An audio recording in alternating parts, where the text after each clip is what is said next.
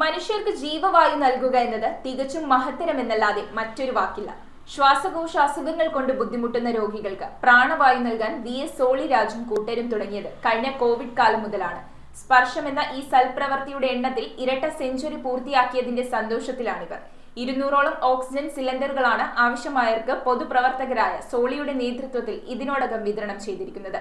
സ്വാഭാവിക ശ്വസന പ്രക്രിയയിലൂടെ ഓക്സിജൻ കിട്ടാത്തവർക്കും ശ്വാസകോശ സംബന്ധമായ അസുഖങ്ങൾ കൊണ്ട് ബുദ്ധിമുട്ടുന്നവർക്കും ഏറെ ആശ്വാസമാണ് ചെറായി സ്വദേശി VS സോളിരാജും കൂട്ടരും. പൊതുപ്രവർത്തകനായ VS സോളിരാജിന്റെ നേതൃത്വത്തിൽ കോവിഡ് കാലത്ത് ആരംഭിച്ച ഓക്സിജൻ സിലിണ്ടറുകളുടെ വിതരണം ഇപ്പോൾ ഇരട്ട സെഞ്ചുറിയിലെത്തിയിരിക്കുകയാണ്. സ്പർശം എന്ന പേരിൽ നടത്തുന്ന ഈ പദ്ധതി ജാതിമത ചിന്തയ്ക്കും കക്ഷി രാഷ്ട്രീയത്തിനും അതീതമായാണ് മുന്നോട്ട് പോകുന്നത്.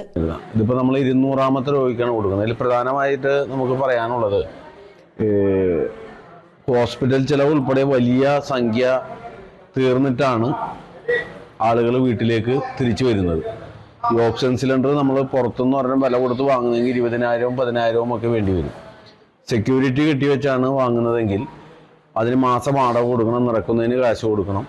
ഇതൊക്കെയാണ് അതിൻ്റെ ചെലവുകൾ.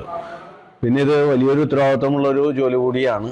ഈ പദ്ധതിയിലൂടെ 200ഓളം ഓക്സിജൻ സിലിണ്ടറുകൾ ഇതുവരെ വിതരണം ചെയ്തു കഴിഞ്ഞു. അതിൽ 35 പേർ ജീവിതം തന്നെ തിരിച്ചുപിടിച്ചതായി സോളിരാജും കൂട്ടരും പറഞ്ഞു. ശ്വാസകോശ അസുഖങ്ങൾ നേരിടുന്ന സാധാരണക്കാർക്ക് സർക്കാർ സംവിധാനത്തിൽ നിന്നോ ആശുപത്രികളിൽ നിന്നോ ഓക്സിജൻ സിലിണ്ടറുകൾ ലഭ്യമാകില്ല. എന്നാൽ സ്വകാര്യ ഏജൻസികളിൽ നിന്നും സിലിണ്ടർ വാടകയ്ക്കെടുക്കാമെന്ന് വെച്ചാൽ 5000 രൂപ ഡെപ്പോസിറ്റായി നൽകുകയും മാസാമാസം വേറെ തുക നൽകുകയും ചെയ്യണം. അതേസമയം ഒരു വലിയ സിലിണ്ടർ വാങ്ങണമെങ്കിൽ 20,000 രൂപയോളം നൽകേണ്ടി വരും. ഇത് സാധാരണക്കാർക്ക് ുന്നതിലും അപ്പുറമാണ്. ഇത്തരത്തിൽ ദുരിതമനുഭവിക്കുന്നവർക്ക് സ്പർശം പദ്ധതി വളരെ ആശ്വാസകരമാണ്. ഓക്സിജൻ സിലിണ്ടറുകൾ വിതരണം ചെയ്യുക മാത്രമല്ല, മറിച്ച് സിലിണ്ടറുകൾ തീർന്ന ഉടനെ അവ നിറച്ചു നൽകുവാനുള്ള സൗകര്യവും സോളിരാജും കൂട്ടരും ഒരുക്കിയിട്ടുണ്ട്.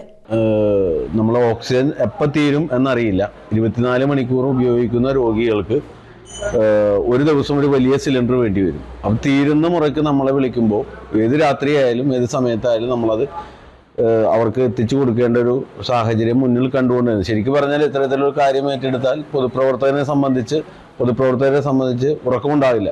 എപ്പോഴും ഈ കോളുകൾ വരാം.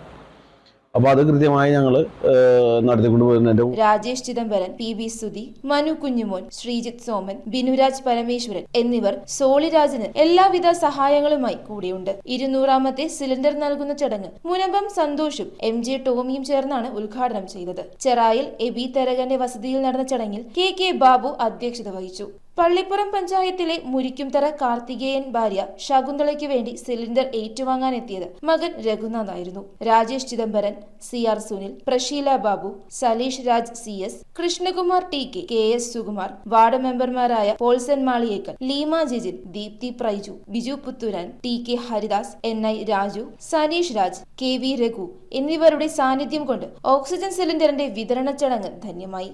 ഒരു സുഹൃത്ത് എന്ന നിലയിലും ഒരു സഹപ്രവർത്തകൻ എന്ന രീതിയിലും പ്രത്യേകം അഭിനന്ദിക്കുന്നു.